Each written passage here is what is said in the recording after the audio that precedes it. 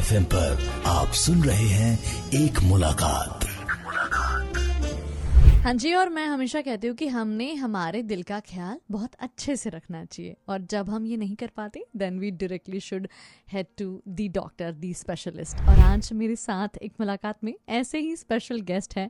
We have with us doctor Chetan Jain, who is interventional cardiologist from Namco hospital, Nashik. Sir, आपण golden hour बद्दल जाणून घेतलं, पण मला हे सुद्धा जाणून घ्यायचं आहे की जनरली गोल्डन आवर्समध्ये ट्रीटमेंट मिळवण्यासाठी काय बरं सोयी आणि सुविधा उपलब्ध असणं अतिशय गरजेचं आहे. की गोल्डन आवर्समध्ये ट्रीटमेंट मिळण्यासाठी सगळ्यात महत्त्वाचं असतं की पेशंटचा अवेअरनेस, पब्लिकचा अवेअरनेस. जर पेशंटला हे माहीत असेल की त्याला जो त्रास होतोय, त्याला जी लक्षणं आहेत ती हार्ट अटॅकमुळे असू शकतात, तरच तो हेल्थकेअर सिस्टीमपर्यंत पोहोचू शकतो.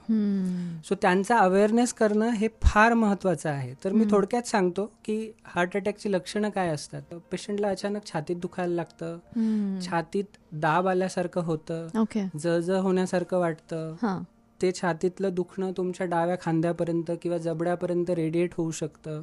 काही पेशंटला अचानक छातीत दुखण्यासोबत घाम येतो, काही पेशंटला अचानक धाप लागायला लागते, काही पेशंट जरी छातीत नाही दुखलं तरी अस्वस्थ वाटणं, आणि काही लोक बेशुद्धही होतात. सर, हे सगळं ज्यावेळी होऊ शकतं, सो हे लक्षणं ज्यावेळी समोर येतात त्यावेळी पेशंटने डॉक्टरांपर्यंत पोहोचणं गरजेचं असतं. कारण की हृदयविकाराचं निदान जर लवकर झालं तरच आपण त्याच्यापासून होणारे कॉम्प्लिकेशन्स थांबवू शकतो. ऍब्सोल्युटली. अजून बऱ्याच गप्पा होणार आहेत, कुठे जाऊ नका आणि ऐकत रहा माय FM. चलो अच्छा सुनते हैं.